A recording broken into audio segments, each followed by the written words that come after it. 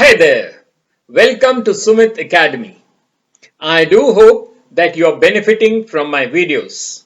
Do subscribe to my channel so that you do not miss out on my previous or future videos.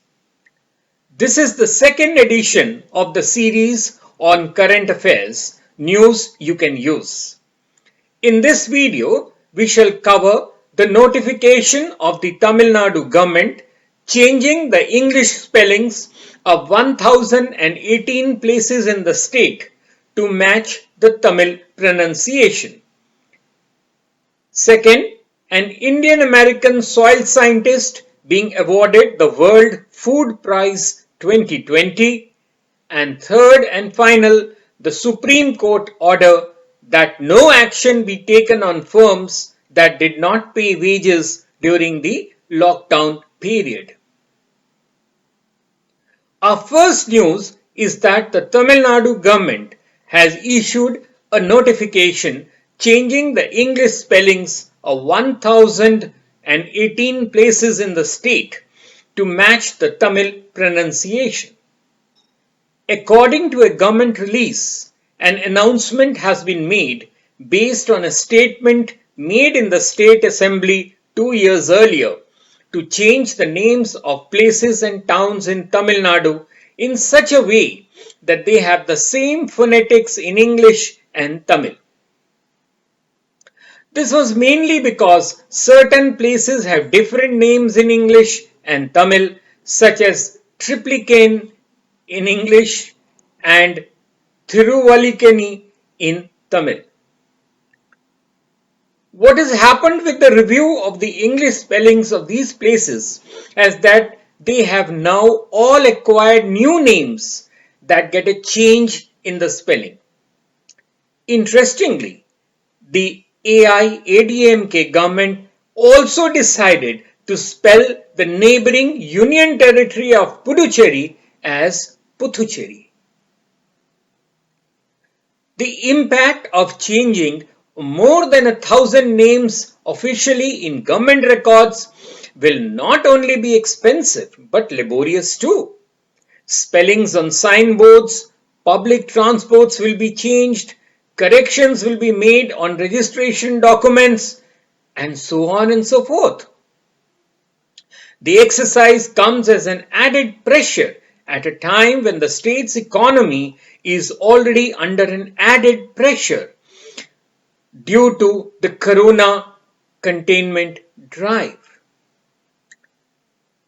Now for some good news.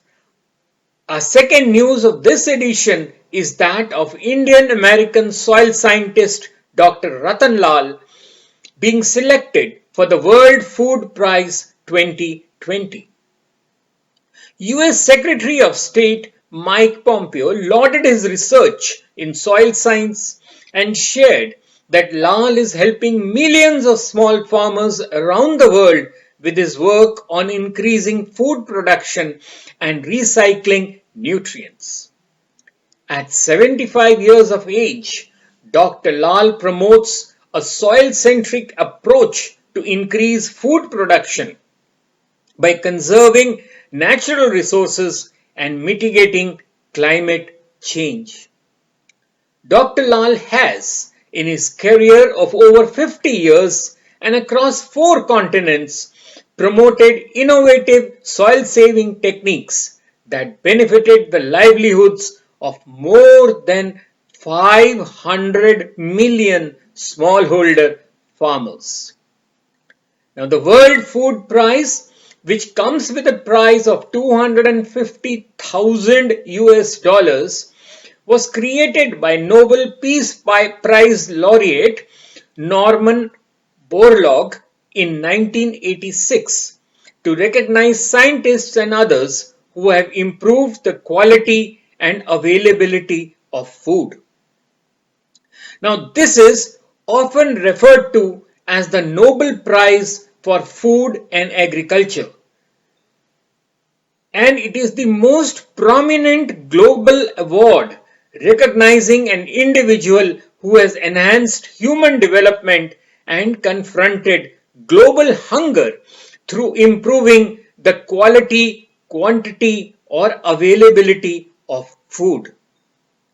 Dr. Rattan Lal is a professor of soil science at the Ohio State University and is the founding director of the university's Carbon Management and Sequestration Center.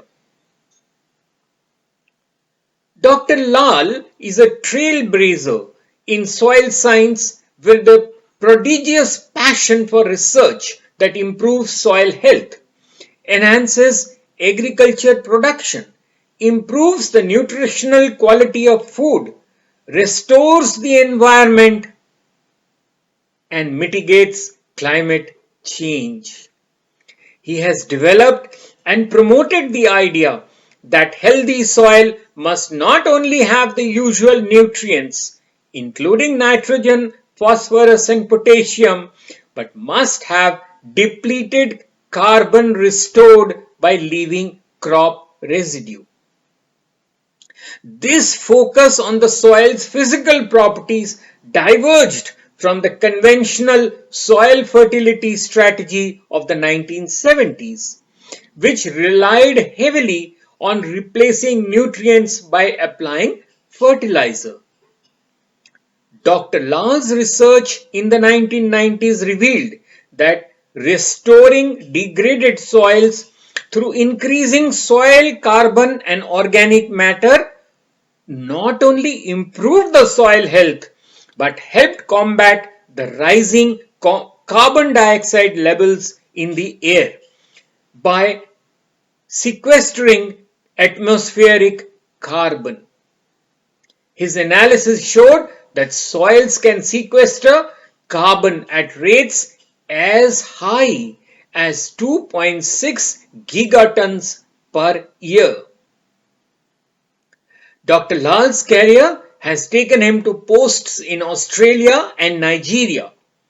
He has led soil restoration projects in Asia, Africa, and Latin America, integrating no-till farming and use of cover crops, mulching, and agroforestry to protect soil, conserve water, and return nutrients, carbon, and organic matter in the soil. Though the concepts have been around for 50 years, farmers in developing countries are beginning to understand and implement his suggested practices. Dr. Lal also seeks wider use of soil conservation measures focused on soil health in developed countries. Dr. Lal said he is now focused on a nutrition-centered agriculture to help the world's 850 million undernourished and 2 billion malnourished people. As per him, and I quote, "We must eliminate hunger. We must also make sure that the food consumed is healthy, and this is where the concept of healthy soil, plants, animals, people, and the environment is a one and indivisible concept." End of quote.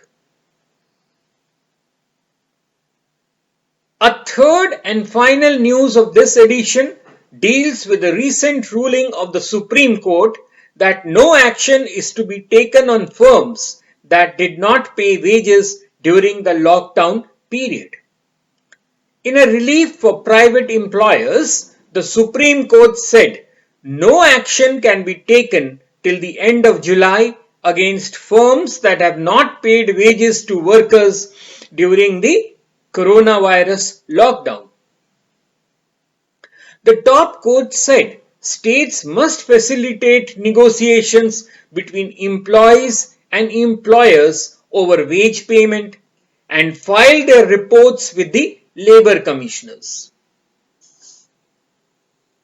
A quote from the Supreme Court ruling now: "Industries and laborers need each other and efforts should be made to resolve dispute over wage payments."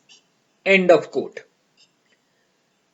The top court said Those who are willing to work should be allowed to work, notwithstanding the disputes regarding wages.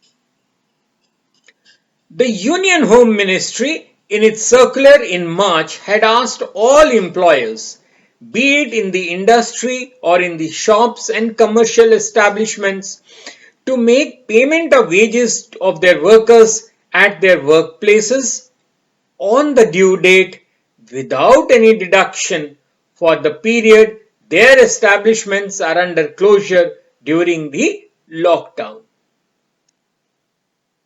Well, that is all from me in this, the second edition of Current Affairs News You Can Use. Do keep a lookout for further editions of this series.